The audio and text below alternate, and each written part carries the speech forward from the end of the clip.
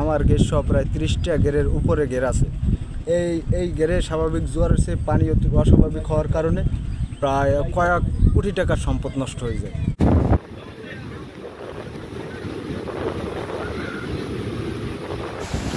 আমরা খুব ভোগান্তিতে আছি। জ্বরের পানি হইলে ঘর দুয়ার সব তলাইয়া যায়, বুড়া লইয়া গরু বাছুর আসমুরা লইয়া খাট। আমরা এখন দুর্ভোগে আছি।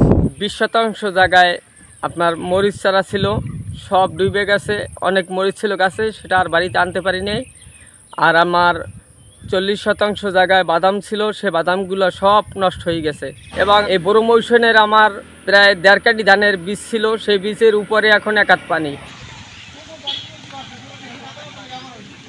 স্বাভাবিক জ্বরের চেয়ে পানি বেশি হয়, এগুলো ছেড়ে লক্ষ লক্ষ কোটি কোটি টাকার ক্ষতিগ্রস্ত হয়েছে। অনেকজনের ঘর দুয়ার তলায় গেছে, রাস্তাঘাটে উঠতে পারতেছে না। হ্যাঁ, এখন তো বর্তমানে কাজে এসে তো কাজ বন্ধ বৃষ্টির কারণে। 4-5 দিন ধরে বৃষ্টির কারণে সব বাড়িঘর সব তলায় গেছে, কিছু করতে পারতেছে না।